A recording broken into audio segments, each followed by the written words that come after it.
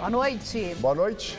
Ex-gerente da Petrobras revela que alertou Graça Foster sobre irregularidades várias vezes desde 2009. Oposição pede a demissão da presidente e de diretores da Petrobras. Doleiro Alberto Youssef e 8 executivos de grandes empreiteiras viram réus na Operação Lava Jato. Ações da Petrobras despencam para o menor valor em uma década e a Bovespa registra o pior resultado semanal desde 2008. Pelo menos metade das câmeras de monitoramento de trânsito da capital está quebrada. Passaportes brasileiros passam a ter validade de 10 anos a partir de hoje. E na série Cara de São Paulo, a história de seu Agenor, há mais de 20 anos, cabeleireiro em plena Praça da Sé.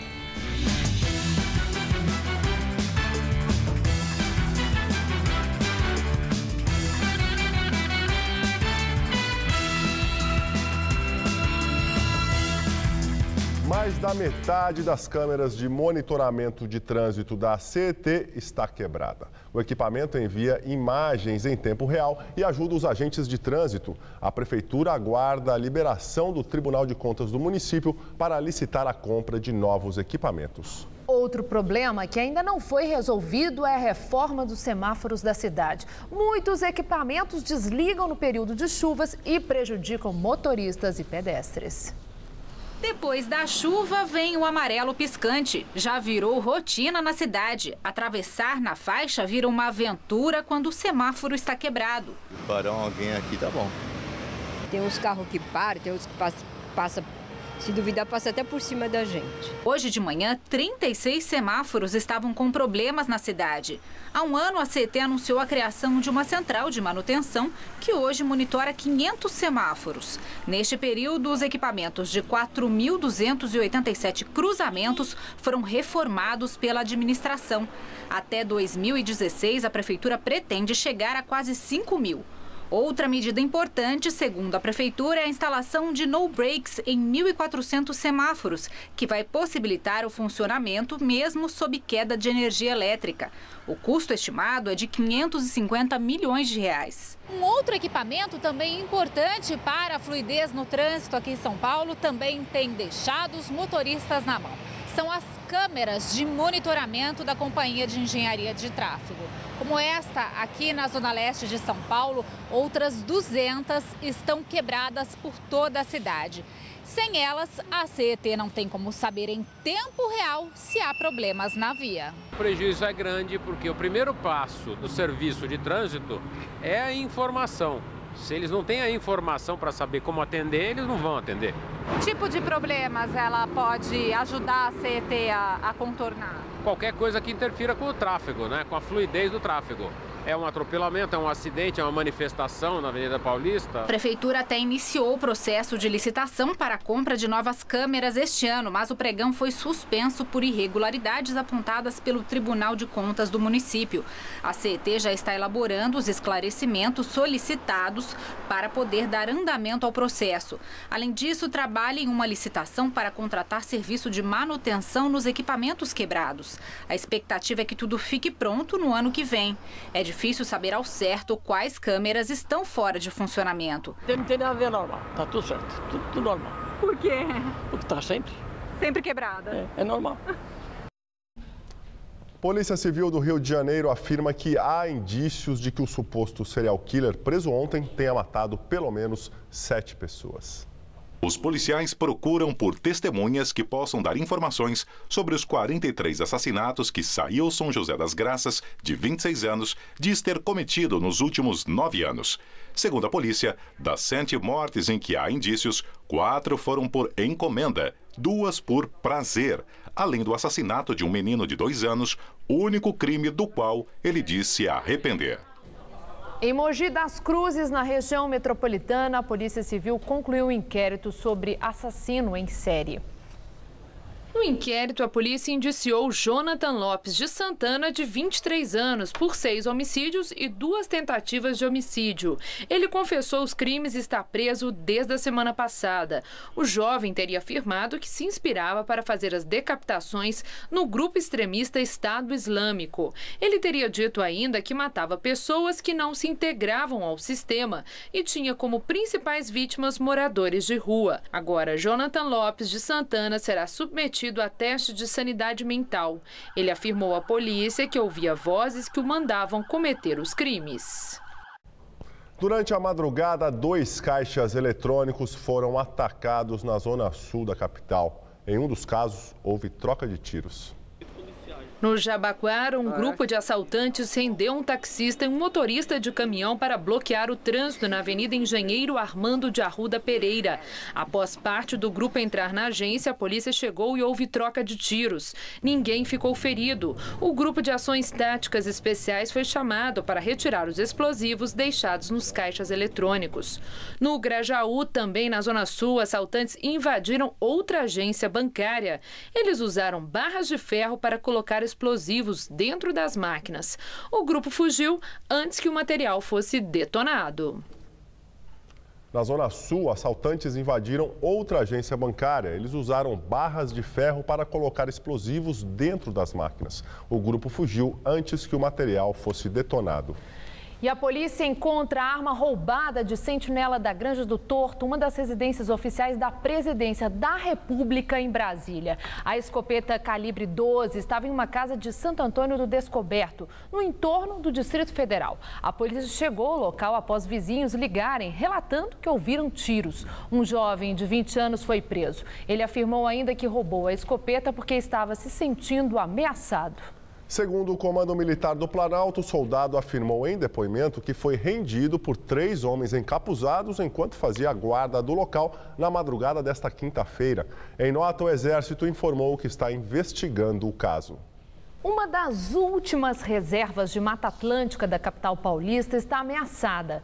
Construtoras são acusadas de crime ambiental por derrubarem árvores raras numa área às margens do Rio Pinheiros, na região do Panambi, na zona sul de São Paulo. Se forem condenadas na Justiça Federal, as empresas terão de pagar até 160 milhões de reais de indenização aos cofres públicos. Quem passa por este trecho da marginal do Rio Pinheiros pode imaginar que toda essa área verde faz parte do Parque Burle Marx. No entanto, mais de 150 mil metros quadrados pertencem a empresas do ramo imobiliário. Aqui ao lado do Parque Municipal está prevista a construção de 2 condomínios de prédios que juntos somam 20 torres. Este advogado criou o movimento social SOS Panambi, que atua para preservar a área. Nós temos toda uma documentação, laudos ambientais, mais de 7 laudos ambientais dizendo que esta área deve ser preservada, que é um absurdo, um atentado ao meio ambiente, à nossa saúde de toda a cidade, o que pretendem fazer as construtoras aqui. Considerado como uma das últimas reservas de Mata Atlântica na cidade, desde 1995, o local é classificado por órgãos ambientais como uma APP, uma área de preservação permanente. Ali nós temos um pau-jacaré, que é uma árvore típica da Mata Atlântica, ao lado deste brejo. Esse é o último brejo da várzea, da antiga várzea do Rio Pinheiros. Andando pelo terreno destinado à empresa Cirela, é possível ver que árvores já estão marcadas dentro da mata. Ao redor da área, há estacas que indicam onde muros deverão ser erguidos. Os participantes do SOS Panambi já reuniram mais de 23 mil assinaturas em um abaixo-assinado. A petição busca desapropriar o terreno para ampliar o parque. Nós estamos aguardando que o prefeito Haddad nos receba, porque já são 23 mil assinaturas, cada um pelo menos são 4 pessoas envolvidas, nós estamos falando de mais de 100 mil pessoas que querem ser ouvidas. Isso aqui tem que ser integrado ao parque. Nós defendemos mais parque público, que é de graça, e menos muros, menos condomínios privados, menos guardas armados. Quem frequenta o lugar todos os dias, como seu Osana, de 83 anos, não quer ficar sem o verde. Todo mundo precisa viver, só que sem gênero. Como é que não vai viver em São Paulo? Tem que deixar um lugar para que todo mundo viva, inclusive os pássaros. O Ministério Público Federal analisa junto à Justiça Federal a imposição de multa diária de R$50 mil às empresas donas dos terrenos. O Fundo Panambi, gerido pela Brookfield, a Camargo Correia e a Cyrela. O Fundo Panambi informou que ainda não foi notificado oficialmente e por isso não vai comentar o caso. A Cyrela disse que está realizando estudos na área e que ainda não fez nenhuma interferência no terreno. Até o momento, somente a Camargo Correia e o Fundo Panambi foram denunciados à Justiça. O procurador Adilson Amaral explica que aguarda uma decisão liminar obrigando as empresas a cessarem as atividades na área.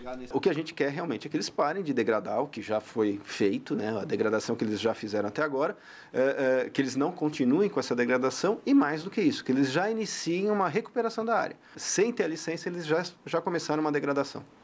E é isso que a gente quer, que eles recuperem. A produção do Jornal da Gazeta entrou em contato com a assessoria de imprensa da Camargo Correia para que a empresa se manifestasse sobre a denúncia do Ministério Público, mas até agora não obteve resposta. Há mais de 20 anos ele ganha a vida como cabeleireiro em plena Praça da Sé. E ainda não desistiu de realizar o sonho que o fez sair do Mato Grosso do Sul para tentar a sorte aqui na capital paulista, gravar um CD com composições próprias. Por isso tudo, Agenor Francisco da Silva é um personagem que é cara de São Paulo.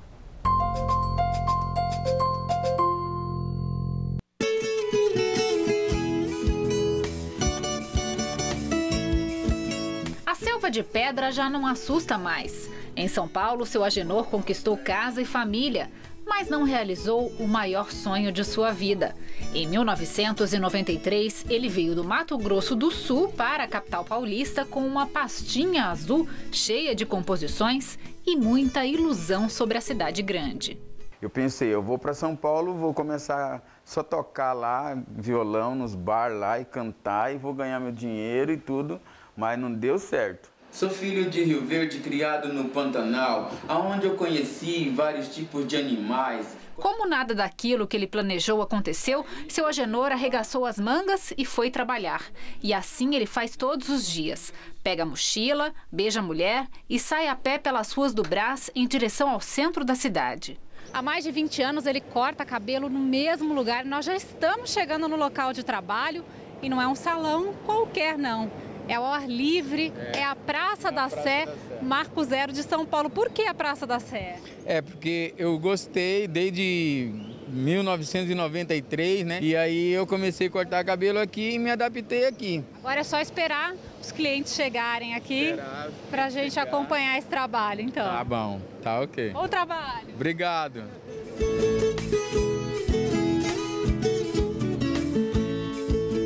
E eles não demoram a aparecer. O corte é ali mesmo, no meio da praça. Agenor molha o cabelo com uma garrafinha de água. Corta e até usa navalha para fazer o acabamento, com cuidado de descartar a cada corte. No final, mostra para o cliente o novo visual com um espelhinho. Gente, o senhor queria? É, exatamente. O senhor já corta com ele há quanto tempo? 5 anos já. E faz questão de deixar tudo limpo. De vez em quando eu corto cabelo com ele, ele é muito bonzinho. Eu precisando, eu chamo ele para fazer. Para não ter problemas com a fiscalização, ele não cobra pelos cortes, mas aceita doações. O senhor já cortou assim de graça para ajudar os outros? Que nem aquele primeiro que eu cortei ali, foi de graça. Aqueles que não têm dinheiro. Eu falei, mas senta aí assim mesmo, cortei. E o senhor fica com pena? Fico, cabeludo demais, né? Tá feio demais, né? E eu já tive nessa situação, né? Quando o movimento diminui, é só andar com a cadeira atrás da freguesia. De corte em corte, muda o visual das pessoas, sem nunca perder de vista aquele sonho que o fez deixar tudo para trás. Só penso em você, meu grande amigo. Funcionários dão um abraço simbólico em prédio da Santa Casa de São Paulo. Participaram da manifestação médicos, enfermeiros e funcionários do departamento administrativo que não receberam o 13º salário. O hospital, que enfrenta uma grave crise financeira, deve 773 milhões de reais, segundo uma auditoria independente. Este valor é quase o dobro do que constava no relatório divulgado pela instituição no mês de setembro. A análise, que foi encomendada pela Secretaria Estadual da Saúde, aponta a má gestão da Santa Casa. Dentre as irregularidades, o relatório indica a compra de materiais superfaturados, pagamento de supersalários e fraudes em contratações de serviços. A maior dívida é com a folha de pagamento dos funcionários, estimada em 114 milhões de reais. A Santa Casa tem 11 mil empregados e administra 4 hospitais próprios e 27 unidades de saúde da capital e de Guarulhos. Será inaugurada amanhã a tradicional árvore de Natal do Parque do Ibirapuera, mas a estrutura já está pronta e atrai os olhares de quem passa pela região. A repórter Sabrina Pires está no local e tem mais informações. Estela, olha, nem tudo terminou aqui, ó. O pessoal está trabalhando ainda para deixar pronto, mas aqui a árvore, dá uma olhadinha ali. Pelo menos para quem passa, já está com cara de árvore de Natal esse ano. Essa árvore tem altura equivalente a um prédio de 20 andares. São 54 metros de altura, ao todo um pouquinho mais baixo que o ano passado, mas um pouquinho mais cheia também. São 30 metros de diâmetros. E aí, olha, nós temos vários enfeites já colocados, bolas coloridas, laços, presentes, caixas de presente, enfim. E no topo, ali uma estrela, uma estrutura metálica de 8 metros de altura, que quando a árvore estiver acesa, terá ali lâmpadas de LED e ainda piscando para todo mundo conseguir ver a árvore até mesmo de longe. Esse ano, a inauguração ficou aí um pouquinho para tarde, um pouquinho para depois, porque a prefeitura perdeu o patrocínio de um banco e acabou decidindo arcar com os custos estimados em 2 e 3 milhões de reais. A inauguração será amanhã, sábado, às 8 horas da noite, com o show do cantor Toquinho. Depois, às 9, a árvore, então, será acesa e também haverá queima de fogos de artifício. Agora, a prefeitura espera 200 mil pessoas que vejam a árvore e também é bem aqui pertinho a fonte multimídia do Parque Ibirapuera, que também tem apresentações diárias até o dia 6 de janeiro. Agora, com chuva e também com toda essa decoração de Natal, o trânsito por aqui ficou um pouquinho mais complicado, mas de qualquer maneira vale a pena a visita. A árvore amanhã a inauguração e também a fonte do Ibirapuera, bem aqui ao lado do parque, na Avenida Álvares Penteado. Inauguração amanhã, 8 horas da noite. Voltamos ao estúdio. Obrigado, Sabrina. São Paulo teve hoje mais um dia de chuva forte. Os temporais provocaram alagamentos no ABC Paulista e também na zona sul aqui da capital. E essa chuva, olha, não deve dar trégua até semana que vem. Vamos ver em detalhes a previsão para o Brasil e o estado de São Paulo com Luciana Magalhães.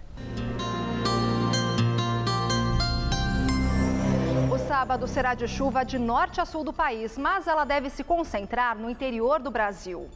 Amanhã são esperadas pancadas de chuva com grande volume nessa área escura do mapa que vai do leste do Mato Grosso até o centro-oeste mineiro. Há risco de temporais também no leste do Paraná. Já nas demais áreas deve chover à tarde. O tempo só fica seco e ensolarado no interior do Nordeste e também no centro-sul gaúcho. Máximas amanhã de 24 graus em Brasília e de 37 no Rio de Janeiro. Já em São Paulo, áreas de instabilidade associadas ao vento mais baixo formam nuvens carregadas. A chuva deve vir com mais força e várias vezes ao dia no centro-oeste e norte do estado, onde as máximas ficam na casa dos 30 graus em Araçatuba. Em Ribeirão Preto, máxima também de 30 graus e de 32 em Araraquara. Nas demais áreas paulistas, incluindo o litoral, as pancadas de chuva vêm de forma isolada, mas vai dar para aproveitar a praia, pois a máxima chega aos 33 graus em Santos e também em Caraguatatuba. Amanhã aqui na capital, sol com pancadas de chuva à tarde e à noite, máxima de 28 graus. No domingo, o sol aparece intercalado com períodos de céu nublado e pode chover a qualquer hora, máxima de 27. E a semana começa com tempo fechado e chuva o dia todo. A máxima cai para os 23 graus.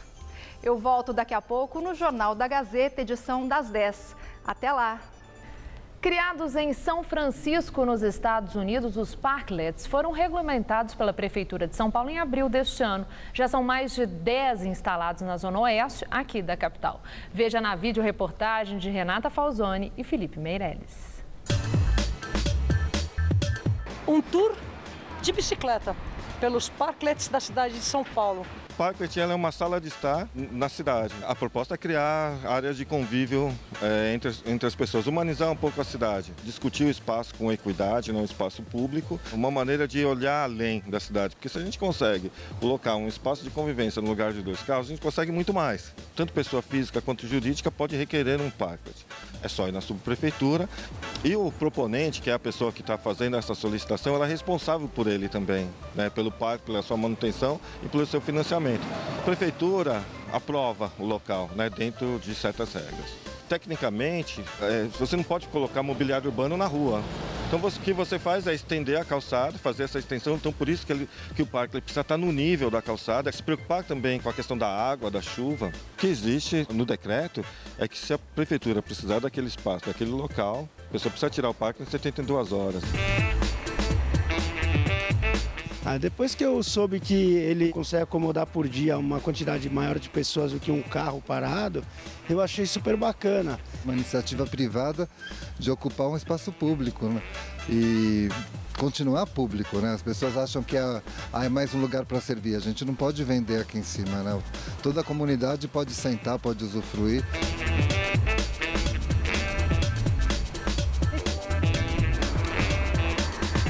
Já esse parklet que fica na esquina da rua Francisco Leitão com Arthur de Azevedo parece enorme e ocupa apenas a vaga de 2 carros. E é muito agradável porque fica debaixo de uma árvore frondosa. Um detalhe, aqui o Wi-Fi é liberado. Sensacional, acho que São Paulo precisa ter mais ações como essa e eu acho que tem que ter aqui e tem que ter em outros lugares também. Isso aí tem que se estender também à periferia, porque talvez lá eles mereçam mais do que a gente.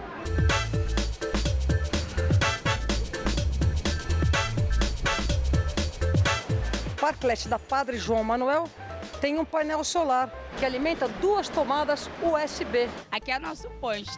Todo dia depois do almoço a gente para aqui. Você senta, dá uma relaxada, desliga um pouco do trabalho. É bem interessante esse espaço. A gente chama até de prainha, né? Porque a gente fica próximo das árvores, longe desses prédios, né? A gente pensa que é um lugar só nosso. A gente nem fuma, a gente só vem mesmo descansar mesmo do almoço. Realmente a gente tira o melhor do dia aqui. Poderia existir mais desses. E agora vamos ao comentário de cultura com César Giob.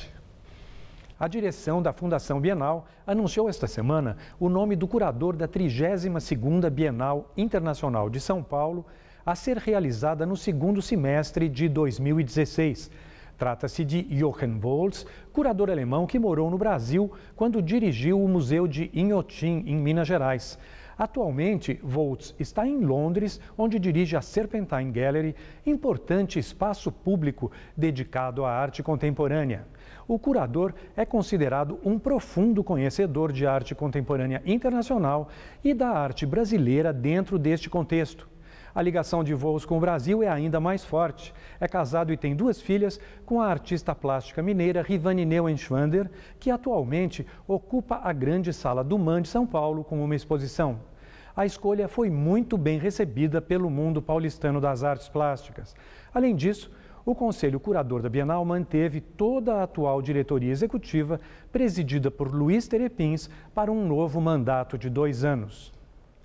A atriz Fernanda Montenegro acaba de ser escolhida para receber o Prêmio de Cultura da Fundação Conrado Wessel, por um júri que tinha, além de membros da Fundação, representantes da Academia Brasileira de Ciências, da Academia Brasileira de Letras, do CAPES, da FAPESP, do CNPq e da SBPC. O prêmio de R$300 mil, o mais alto da categoria, será entregue em junho de 2015. E São Paulo ganha amanhã mais uma exposição permanente com um acervo da maior importância.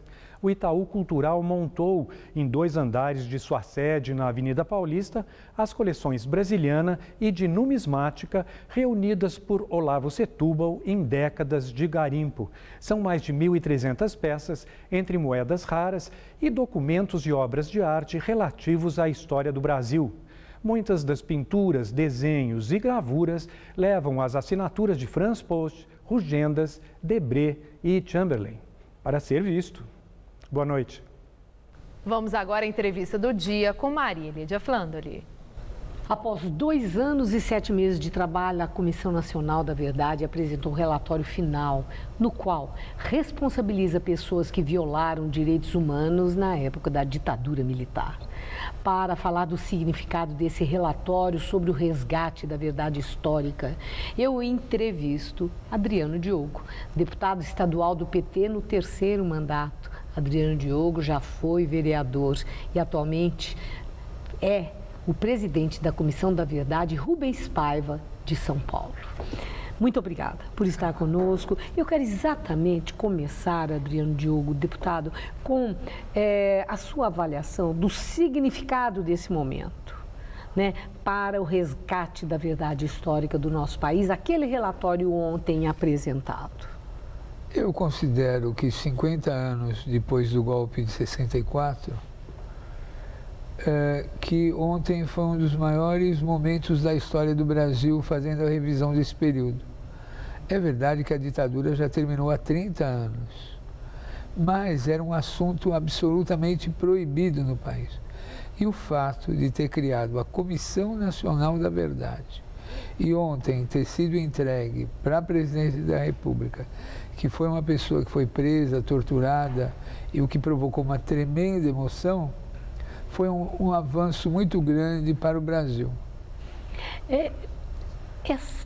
A grande interrogação, por tanta coisa que não sabíamos, ocorridas naquela época da ditadura militar, a questão da censura, né? E mesmo daquilo que foi escondido, camuflado, né? Não divulgado intencionalmente. Acredita que com esse relatório foi dado um passo adiante na revelação da verdade dos fatos? Digamos que se a gente pudesse sintetizar numa frase, ela seria: perdemos o medo de falar desse assunto. Esse é o grande resultado, porque o relatório não é um fim, é um começo. Pela primeira vez na história do Brasil, o Brasil conversou com o Brasil e com os brasileiros, porque nós não o fizemos por ocasião do genocídio dos índios, nós não o fizemos por ocasião da escravidão, da Guerra do Paraguai, do Contestado, dos Farroupilhas. Nós nunca fizemos nenhum processo de revisão histórica. Então, embora as feridas estejam ainda sangrando, nós tivemos coragem e perdemos o medo de falar desse assunto. Mas perdemos o medo de falar, mas esse resgate histórico para por aí? Se encerra com a divulgação de ontem? Não, nem pode parar, porque tem tanta coisa para ser apurada, tanta coisa, que porque a lei da anistia foi a lei da autoanistia. Os militares aprovaram essa lei em 1979. Por uma diferença de 5 votos. Maria Lídia, o Congresso tinha 1/3 de senadores biônicos. E eles ficaram dentro do plenário, marcando o voto de cada deputado e de cada senador. E quase que perderam. O Congresso estava sitiado. Então, eles prevendo o fim da ditadura, que só vai ocorrer em 1985, depois do Brasil inteiro sair às ruas pedindo eleição direta, e nós voltamos ao colégio eleitoral. Depois de tanto tempo, o Brasil consegue chegar e falar: não acreditamos na lei da autoanistia. Essa anistia é uma anistia perversa, porque ela gerou uma impunidade que existe até hoje. Mas não há um consenso em relação a isso. Mesmo nós vimos ao silêncio das autoridades militares do Brasil em relação a essa divulgação do relatório. Infelizmente. Houve uma manifestação isolada de um general da ativa e que está subscrita por ele, pelos familiares dele, quer dizer, ele não está representando a instituição, mas chamando de leviano o relatório, dizendo que a referência que se faz lá ao pai dele, que é uma pessoa que está morta, não está aí para se defender, que não podia ser assim como foi. E há aqueles que entendem que a lei da anistia apaga porque tem duas mãos. Tem a mão daqueles que reagiram pela luta armada contra o arbítrio e tem os comandantes do arbítrio e os seus agentes. Então, a própria presidente Dilma, que ficou tão emocionada ontem, ela falou que não queremos revanchismos, né? Não deve existir o revanchismo no Brasil, que não é essa a intenção do trabalho da Comissão da Verdade, mas ela defendeu os pactos políticos que levaram o país à redemocratização. Como é que o senhor entendeu isso? Eu entendo que é uma medida conservadora, porque realmente quem vai mudar as regras do jogo é o povo brasileiro. Porque na medida em que cerca de 500 pessoas foram mortas da resistência política, na medida que mais de 50 mil brasileiros foram presos e torturados, na medida que milhares de índios que estavam ao longo das obras faraônicas do regime militar, principalmente na Amazônia, os camponeses, as instituições psiquiátricas, os manicômios funcionando como prisões, essa história, Maria Lídia, não foi contada. Sim, ela está contada, mas e a responsabilização? Acredita que no Brasil vai ser feita justiça, uma vez que o Brasil subscreve tratados com os países que defendem os direitos humanos e esses crimes de tortura e morte de pessoas que estão sob guarda do Estado são entendidos, qualificados como crimes contra a humanidade? No seu entender, o Brasil está a caminho de fazer justiça como outros países sul-americanos já fizeram? Sem dúvida, sem dúvida. Acredita nisso? Eu acredito porque nós não fizemos nosso tribunal de Nuremberg. É como se tivesse acabado a Segunda Guerra Mundial e ninguém tivesse sido responsabilizado. Quer que eu te dou um exemplo internacional que até hoje não foi feito nenhum tipo de julgamento e reparação?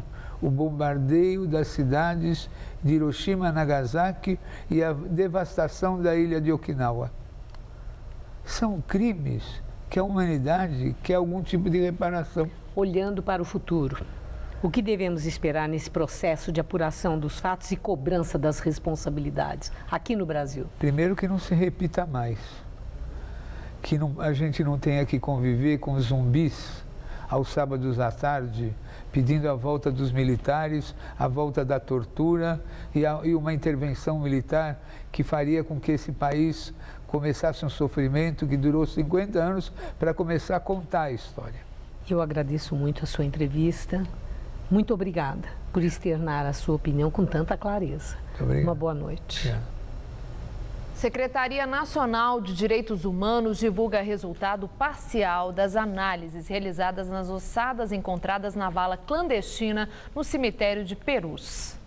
Um triste momento da história do Brasil, marcado pela tortura, a violação dos direitos humanos e pessoas desaparecidas. A vala clandestina aqui do cemitério Dom Bosco, em Perus, foi criada durante o regime militar e só foi reaberta em 1990. Aqui foram encontradas 1.049 ossadas. 24 anos depois, elas começaram a ser analisadas e identificadas. Na primeira fase do trabalho de retomada da identificação das ossadas, foram investidos R$ 2.400.000. Este valor foi destinado à contratação dos peritos e ao aluguel do espaço utilizado para a realização das análises dos restos mortais. Até agora foram investigadas 112 caixas, sendo que 26 delas continham mais de um indivíduo, contabilizando um total de 141 conjuntos de restos mortais. Desses, 84 eram homens, 23 mulheres e 5 indeterminados, que seriam de crianças. Algumas dessas lesões de fração contundente não são descartadas a possibilidade, inclusive, de acidente automobilístico ou de atropelamento, certo? Ou seja, não necessariamente foi um homicídio, tentativa de homicídio, mas não podemos descartar essa possibilidade. A ministra agradeceu a confiança dos familiares e ressaltou que muitos dos mortos enterrados na vala clandestina em Perus podem ter sido vítimas da ação de grupos de extermínio. Dos conjuntos de restos mortais analisados, 3 possuem características compatíveis com lesões por arma de fogo. Que não parou no processo, entende, com o fim da ditadura militar. Ela permanece, entende, que é uma política de desaparecimento que tem viés de classe, né? Tem viés de raça nos nossos jovens negros, né, de periferia. A ministra também falou sobre a criação do Conselho Nacional de Direitos Humanos. O órgão entrou com uma representação pedindo uma investigação sobre o deputado Jair Bolsonaro, do PP do Rio de Janeiro, por causa da declaração em que ele disse que não estupraria a deputada Maria do Rosário, do PT gaúcho, porque ela não merece. É uma pessoa que é um atentado permanente aos direitos humanos na nossa sociedade. Justiça Federal em São Paulo determina o bloqueio de cerca de 600 milhões de reais de empresas acusadas de formação de cartel para fraudar licitações de trens em São Paulo entre 1998 a 2008, em governos do PSDB. A informação foi divulgada agora há pouco no site do jornal Folha de São Paulo. Foram alvo do sequestro de bens as companhias Alstom, CAF, Siemens, Bombardier, Mitsui e Tetrans. Na semana passada, executivos destas empresas foram indiciados em inquérito da Polícia Federal, que apura a atuação do cartel para combinar resultados de licitações e corromper servidores do metrô e da CPTM. Por enquanto, as empresas não se pronunciaram sobre o assunto. Operação Lava Jato. Juiz Sérgio Moro aceita a denúncia e 9 pessoas viram réus no processo. Entre os que viraram réus no processo estão o ex-diretor da Petrobras, Paulo Roberto Costa, que cumpre prisão domiciliar, e o doleiro Alberto Youssef, que está detido na carceragem da Polícia Federal em Curitiba. Ontem, o Ministério Público Federal do Paraná ofereceu denúncia contra 36 pessoas, sendo 22 executivos ligados às empresas OAS, Camargo Correia, UTC, Mendes Júnior, Engevix e Galvão Engenharia. Eles foram denunciados pelos crimes de corrupção, lavagem de dinheiro e formação de quadrilha. Se condenados, as penas podem ir de 11 a 51 anos de prisão para cada um. Reportagem do jornal Valor Econômico informa que funcionária da Petrobras alertou diversas vezes a atual presidente da estatal sobre irregularidades em contratos. Diante da publicação, lideranças da oposição no Congresso Nacional pedem um afastamento imediato da presidente da Petrobras, Graça Foster. De acordo com a reportagem, Graça Foster foi avisada dos desvios e sabia das irregularidades desde 2009, quando era diretora de Gás e Energia. Ela foi novamente alertada depois que assumiu a presidência da estatal em 2012. Quem fez os alertas, por e-mails e documentos, foi a gerente executiva da Diretoria de Abastecimento, Venina Velosa Fonseca, que era subordinada a Paulo Roberto Costa, principal nome do esquema de corrupção na Petrobras até agora. Venina relatou a Graça Foster, inclusive, ameaças sofridas após apresentar as denúncias. Outros superiores também foram informados por Venina, entre eles o próprio Paulo Roberto Costa e seu sucessor José Carlos Cosenza. De acordo com a reportagem, os desvios envolvem o pagamento de 58 milhões de reais para serviços não realizados na área de comunicação em 2008. E um superfaturamento que elevou de 4 bilhões de dólares para mais de 18 bilhões de dólares os custos da refinaria Abreu e Lima, em Pernambuco. Após as denúncias, Venina foi transferida para Singapura, na Ásia. E no mês passado foi afastada de vez. Ela irá depor ao Ministério Público no inquérito da Operação Lava Jato, que investiga desvio e lavagem de dinheiro envolvendo a Petrobras e grandes empreiteiras. Em nota, a Petrobras afirma que instaurou comissões internas em 2008 e 2009 e que o processo resultou na demissão do gerente de comunicação do abastecimento. Líderes de PSDB, PPS e DEM cobraram hoje a demissão da presidente da Petrobras, Graça Foster, e dos demais integrantes da diretoria da estatal. O deputado federal Rubens Bueno, líder do PPS, afirmou que demitir toda a diretoria é o mínimo que se tem que fazer neste momento. Para o líder do PSDB na Câmara, deputado Antônio Embaçaí, a presidente da Petrobras não tem mais credibilidade para permanecer no cargo. E agora vamos ao comentário de economia com Vinícius Torres Freire.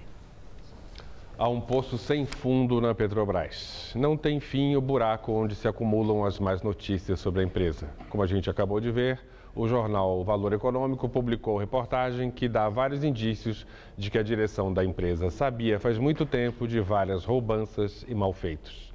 Pelo menos em público, a direção da empresa não contou nada a ninguém. E daí? Isso tem mais consequências econômicas e financeiras para a empresa, além de causar problemas policiais, judiciais e políticos ainda mais graves. Até agora, havia mais suspeitas do que elementos concretos para se dizer que a atual direção da empresa sabia da lambança e acobertava os problemas. Agora está aberta a porta para mais processos no Brasil e também lá fora, pois as ações da Petrobras também são negociadas nas bolsas americanas. Processos ainda mais sérios nos Estados Unidos não apenas vão causar um dano à imagem da empresa, mas também à sua capacidade de fazer negócios e de levantar financiamentos. Vão causar um dano à imagem e aos negócios das empresas brasileiras em geral, pois o mercado do Brasil vai ser considerado ainda mais de alto risco. As consequências políticas aqui no Brasil já começaram, como a gente acabou de ver. A oposição quer a demissão da atual diretoria e um processo judicial. A atual diretoria, de resto, é de confiança da presidente Dilma Rousseff, ou seja, a crise política vai piorar. E crise política não faz nada bem à economia, que já vai mal. O preço das ações da Petrobras caiu hoje 5%. Já estava no nível mais baixo em quase uma década. Mesmo horrível, isso é fichinha perto do que pode acontecer. Empresas brasileiras de outros setores já estão desistindo de tomar empréstimos no exterior, pois o aumento da desconfiança com o Brasil elevou as taxas de juros. Sem empréstimos, fica, claro, difícil tocar investimentos. No caso da Petrobras, sabe-se lá quando a empresa vai poder levantar recursos de novo. Já estava endividada demais, pois fatura de menos e gasta demais por ordem do governo. Agora, sua reputação, seu crédito está chegando perto do lixo. Não resta alternativa a não ser trocar toda a diretoria e mudar toda a política para a empresa nos últimos 4 anos, do mesmo modo como a presidente Dilma Rousseff prometeu fazer com a política econômica. De outro modo, há o risco de que seja destruída a maior empresa do país, também patrimônio público. Boa noite.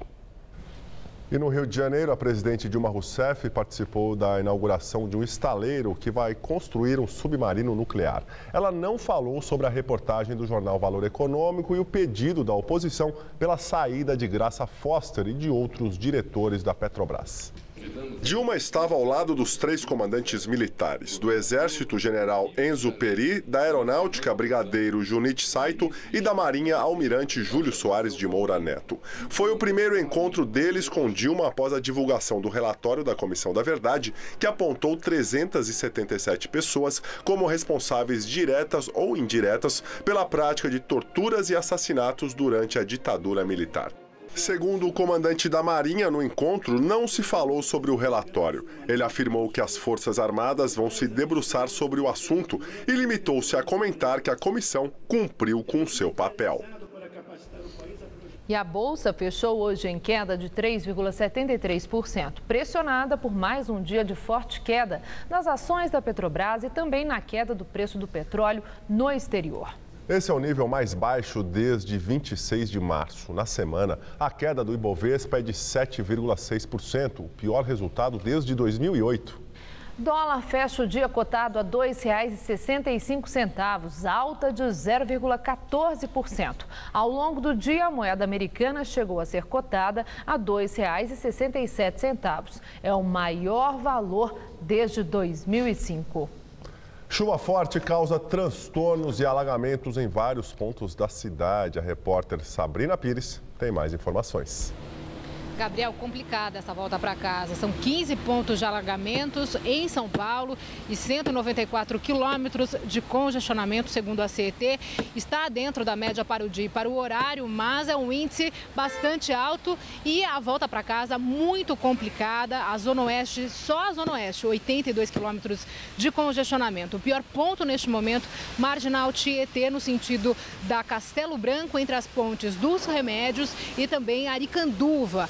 E aí na pista expressa. Agora quem vai no sentido contrário, Ayrton Senna, o pior ponto está entre a Ponte dos Remédios e o Corinthians na pista local. Problemas também na Avenida do Estado. Como eu disse, vários pontos de alagamento e o motorista precisa redobrar a atenção. Problema muito sério no Butantã, é o bairro mais atingido pela chuva dessa tarde. Teve o transbordamento do córrego Itaim, próxima à rodovia Raposo Tavares, e aí complica ainda mais a situação. A boa notícia é que a chuva está começando a dar uma trégua, mas todas as regiões da cidade, Zona Sul, Centro, Leste, Oeste e Norte, estão em estado de atenção ainda para enchentes. Voltamos ao estúdio. Volta para casa bastante complicada. E a seguir, a Polícia Federal amplia para 10 anos o prazo de validade dos passaportes. E atentados na Nigéria. 2 explosões deixam pelo menos 40 mortos. Vamos agora às notícias do esporte com Gabriel Cruz e Celso Cardoso. No próximo domingo, a TV Gazeta vai exibir o 11º troféu Mesa Redonda. A premiação que contempla os melhores do Campeonato Brasileiro, não é isso mesmo, Celso? Pois é, Gabriel, os melhores. Como se diz no futebol, de 1 a 11, além, claro, do técnico, o melhor da competição. Também foram reservadas homenagens especiais a ídolos do passado. E falando em ídolo do passado, no caso de um passado recente, Cafu esteve presente na gravação do evento, será exibido neste domingo, às 10 da noite. Mas fazendo um balanço desse ano, como é que você pode classificar essa atuação da seleção brasileira nesse ano de 2014? É óbvio, tirando o resultado negativo contra a Alemanha, 7-1 na Copa do Mundo, o resto dos resultados da seleção brasileira foram ótimos. Mas o principal resultado, que era aquele que contava praticamente em termos de resultado para a seleção brasileira, era a semifinal da Copa do Mundo. Infelizmente o Brasil perdeu. Passa-se agora uma borracha em relação a isso, já temos aí novas experiências, novos jogos, temos uma nova geração de atletas para que possamos aí organizar uma nova seleção para o ano que vem, já começar essas competições importantes que nem vão começar. Já temos Copa América, temos Libertadores, temos eliminatórias, vai ter Copa das Américas, vão ter campeonatos importantes. Sobre o ano do futebol brasileiro, o calendário, na sua opinião, é o principal defeito? Eu acho que sim. É um dos. A falta de organização também é um defeito muito grande. E, desculpe até a palavra, talvez a falta de competência da maioria das pessoas faz com que o futebol brasileiro, o calendário do futebol brasileiro, esteja da maneira que está. Nós temos uma qualidade muito boa, nós temos uma matéria-prima muito boa, mas infelizmente não estamos sabendo lapidar da maneira que tem que ser feita. Então parar, sentar, analisar novamente um formato, uma maneira de você formar uma organização de um campeonato para que você não possa desgastar tantos jogadores como está acontecendo nos campeonatos brasileiros. Agora, o futebol internacional, a quinta-feira teve definições de classificados para a fase de mata-mata da Liga Europa. O destaque negativo ficou por conta da partida entre o Karabag, do Azerbaijão, e Inter de Milão, em que um erro grave da arbitragem prejudicou o time da casa. O Torino venceu o Copenhague por 5-1 e garantiu a segunda vaga do Grupo B. A liderança ficou mesmo com o Clube Bruges, com 1 ponto a mais do que a equipe italiana.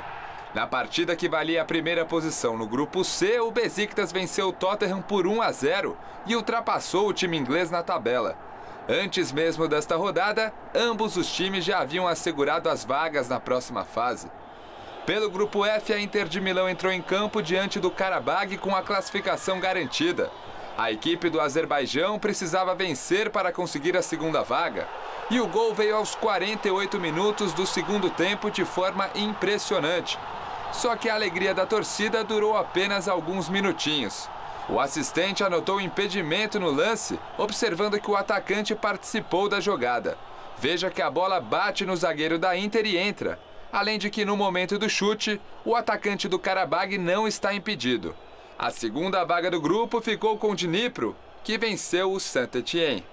O Sevilha passou pelo Rijeka por 1-0 e terminou essa fase na segunda colocação do grupo G. A outra equipe classificada foi o Feyenoord. Na mesma situação, o Wolfsburg venceu o Lille e garantiu o segundo lugar no grupo H. Com apenas 1 ponto a mais, o Everton se classificou em primeiro. E no grupo I, o Napoli precisava de uma vitória diante do Slovan Bratislava para se manter na liderança, e ela veio com certa facilidade. 3-0. A equipe italiana terá a companhia do Young Boys na sequência da competição. O sorteio que irá definir os confrontos da próxima fase será realizado na próxima segunda-feira. Escândalo no vôlei brasileiro. O relatório da Controladoria Geral da União mostra que até a premiação em dinheiro que deveria ser distribuída a jogadores e comissão técnica foi desviada e não contemplou os atletas. Celso. O documento da CGU mostra que a Confederação Brasileira de Vôlei não só não pagou integralmente os bônus aos atletas em 2012 e 2013, como também aumentou as despesas administrativas e operacionais em percentuais muito maiores que os índices inflacionários do período. E nesta época, segundo o relatório, foram contratadas pela CBV empresas de dirigentes, ex-dirigentes e de parentes. Por causa das denúncias, a seleção de vôlei perdeu o patrocínio do Banco do Brasil, que figurava desde 91. A Controladoria Geral da União apontou irregularidades em contratos que juntos somam 30 milhões de reais. Em redes sociais, atletas já começaram a se manifestar e fala-se até em boicote à seleção. E no tênis, o presidente da CBT usava o dinheiro da confederação para pagar contas pessoais, empregadas, coisas da casa e tudo mais. Por isso que o esporte brasileiro não deslancha, né, Celso? Sem dúvida. Valeu, bom final de semana. Obrigado, até semana. Estela, é com você? Embaixada israelense na Grécia é alvo de tiros. Não se conhece ainda a autoria do ataque. O atentado aconteceu durante a madrugada. 4 homens não identificados passaram em 2 motos e abriram fogo na embaixada em Atenas. As balas atingiram as paredes, mas não houve feridos. Há cerca de 1 ano, a residência do embaixador alemão em Atenas foi alvo de um ataque semelhante, reivindicado mais tarde por um grupo de extrema esquerda. Na Cisjordânia, um palestino jogou ácido em 6 israelenses. Ele pediu carona a um veículo e atacou os passageiros, uma mulher e 4 crianças de até 10 anos de idade, além do motorista. O agressor tinha uma chave de fenda e pretendia ferir mais pessoas. Ele tentou fugir, mas foi baleado na perna por um civil e preso. 2 explosões numa cidade do centro da Nigéria deixam pelo menos 40 mortos. As 2 bombas explodiram num mercado perto de uma estação de ônibus em Jos, no centro da Nigéria. Ninguém assumiu a autoria. As características dos ataques são semelhantes ao atentado do grupo extremista Boko Haram, que matou 118 pessoas na mesma área em maio deste ano. O Boko Haram luta para estabelecer um Estado Islâmico no nordeste da Nigéria. Polícia Federal amplia para 10 anos o prazo de validade dos passaportes. A decisão foi publicada hoje no Diário Oficial da União. Antes, o documento tinha prazo de validade de 5 anos. De acordo com a Polícia Federal, o passaporte antigo de cor verde ainda pode ser usado até a sua data de vencimento. Desde 2010, os documentos são emitidos na cor azul. O processo de solicitação do passaporte começa pela internet, no site da Polícia Federal. E a taxa de emissão é de R$ 156,07. E o Jornal da Gazeta fica por aqui. A edição de hoje pode ser vista daqui a pouco no site tvgazeta.com.br/Jornal da Gazeta. Mais notícias no Jornal da Gazeta, edição das 10. Uma boa noite. Nós voltaremos amanhã às 19 horas. Uma excelente noite para você e até lá. Confira a gastronomia do chefe Bruno Fischetti no Todo Seu. Hoje, 10h30 da noite.